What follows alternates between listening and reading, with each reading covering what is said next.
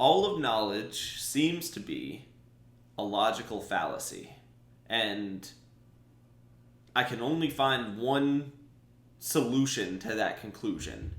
You're familiar with begging the question. Begging the question is a logical fallacy of essentially not introducing any new information to the answer. Instead, the answer to a question simply assumes the answer's true. Simply assumes the question's true. So you'll say, why did this apple end up on this table? Or how did this apple get on this table? And your answer is, because this apple's on this table. What you've done is you haven't actually answered the question, you've just assumed the facts of the question, which is a logical fallacy and a very unsatisfactory answer. Well, how do we answer that question? We answer it by saying, because somebody put it there. Something strange arises, because the answer that we give, no matter what it is, if I say, why did that apple end up on that table? And you say, because somebody put it there, that question can then have the same question asked about it. Well, why did somebody put it there? Well, because he wanted to. Well, why did he want to? Well, because he wanted it to ripen before he ate it. Well, why did he want it to ripen? And it continues going backwards. And I'll draw it out in a second, but what this indicates to me is that you've essentially never truly answered the question, because all you've done is give a line of reasoning that can be further questioned backwards. So, we have our apple on a table. Let's assume I ask the question, why is the apple on the table? Well, what we do is we trace that question back to the answer right here and say, it's on the table because he wanted it on the table. He wanted to put it on the table. Somebody wanted to put it on the table. Okay, well, why did he want to put it on the table? Well, he wanted to put it on the table because he wanted it to ripen. So we have another answer here. Well, why did he want it to ripen? Because people prefer sweeter, riper apples. Why do they prefer that? Because people prefer sweet things over tart things. Okay? And so essentially what we've done is we've ended up at this statement. People prefer sweet things over tart things as the answer for why did that apple end up on that table, right? Now this question can also answer other things. People prefer sweet thing over tart things, so people eat candy. People eat candy, so their teeth rot. People's teeth rot, so they need a dentist, right? And so we have a little tooth right there. So now we can trace that back. Why do people need a dentist? Because their teeth rot. Why do their teeth rot? Because they eat candy. Why do they eat candy? Because they prefer sweet things, right? So both of these things, why do people need a dentist and why is the apple on the table, have the same answer. But all of these answers also have their own questions that they could answer. So they wanted to let the apple ripen, so it was sweet. They wanted to let the apple ripen so it was sweet so that they could sell it to consumers. They wanted to sell it to consumers to make money. They wanted to make money to live freely. And then it could also say they wanted to make money to invest in a company. They wanted to invest in a company to make the world a better place. And then you could come down here and say people's teeth rot, so they brush them. And that could answer another question. They brush them, so people sell them toothbrushes. And so what we end up with is a bit like this tree here. So this original question, people prefer sweet things, can go on to answer all of these questions, right? But this in and of itself is not an ultimate answer, because why do people prefer sweet things? Well, their tongue's built that way. Why is their tongue built that way? Oh, well, because that's their biology, and, so on and so forth. And it goes backwards, seemingly infinitely. And this little tree, where they all come back to this one answer, is only part of a bigger tree where it might look something like this. There's a bunch of questions over here that also come back to this answer here. And so what you end up with is this idea that every single question ever asked can be traced back to one single answer.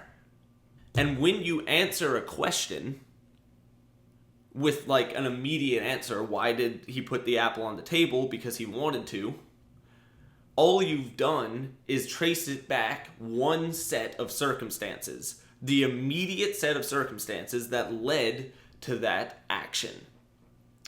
Now, if you trace it back one step further, and one step further, and one step further, and one step further, and keep going, your tree eventually narrows down into one answer.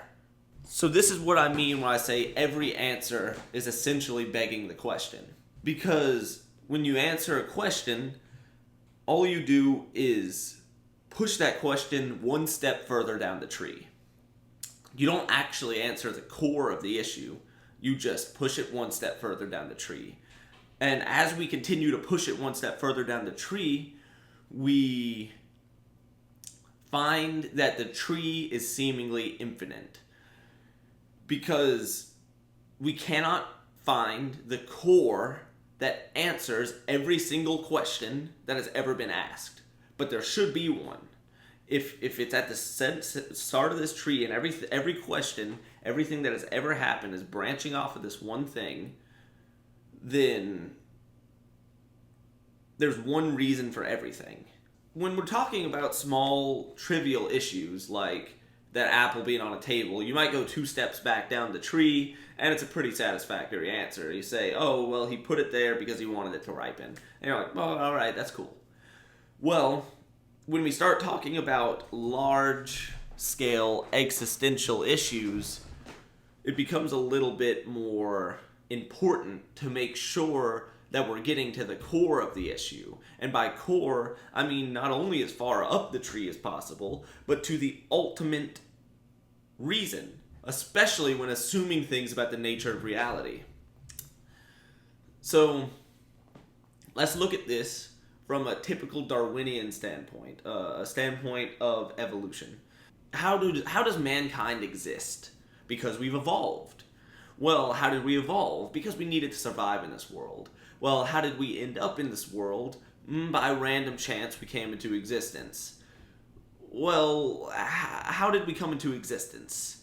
Because we live in a reality with time, space, matter, and the right molecules ended up in the right time, space, and existence. Well, how did time, space, and matter come around? Because they did. Because that's how it is. Because time, space, and matter exist. And what that means is all of this scientific knowledge has essentially answered nothing. We've gone back and traced it back with a few simple questions and found that at its very core, this theory is begging the question. You trace all these answers back and you end up with, we exist because we exist. Time exists because time exists. And so, what is the way out of this? Is there a single theory of existence or of anything, a way to answer a question that doesn't, when traced back far enough, have to beg the question? I only see one way out of this.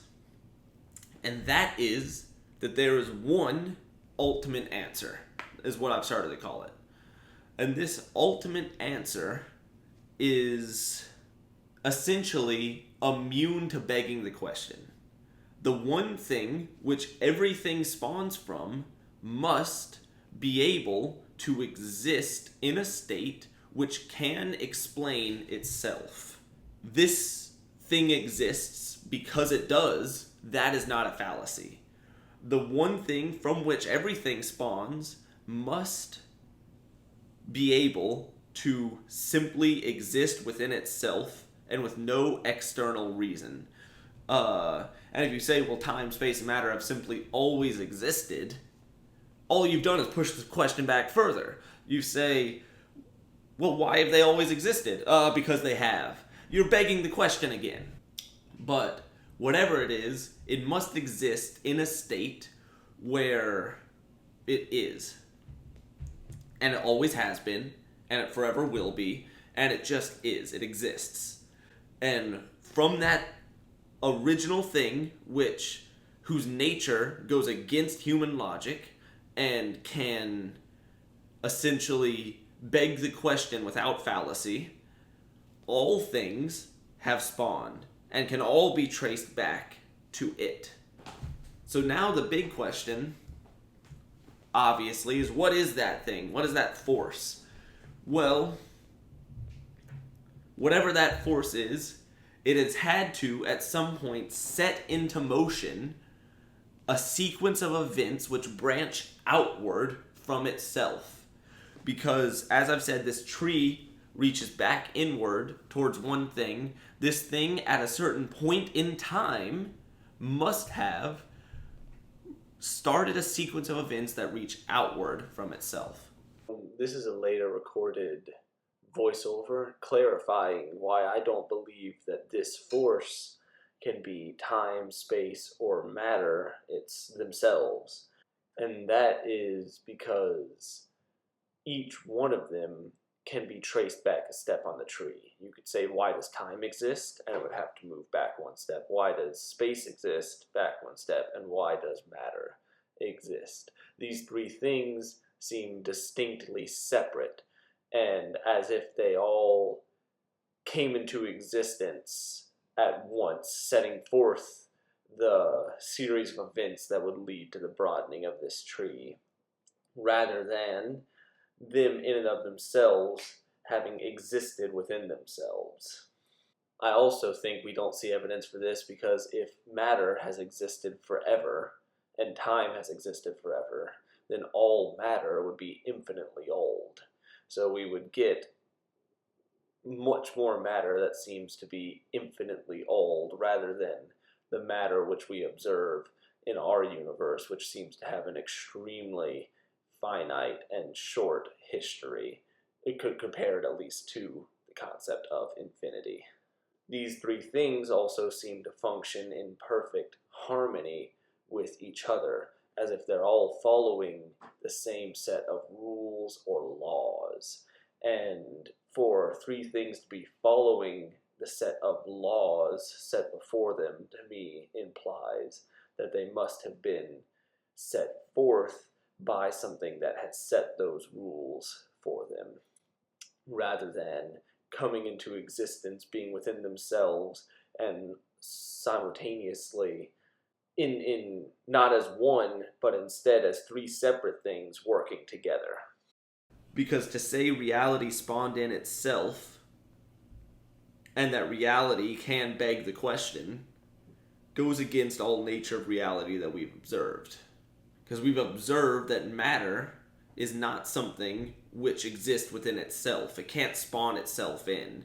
It's instead something that seems to have been spawned in. Because to claim something exists within itself means that it doesn't need a reason to be. So what we observe is matter being with no real reason. And sometimes matter would be all around, there, here, there, everywhere, all at once, and it would be complete chaos. So now the question is, what is that answer? Well, it would essentially have to be God. The only logical thing I can deduce from the nature of reality is that there must be something at the core of everything which we would call God. God essentially being the thing which created all things from within himself. Whether that's the Christian God or different gods is a discussion to have in its own right. That's a whole different discussion that I will have in another video.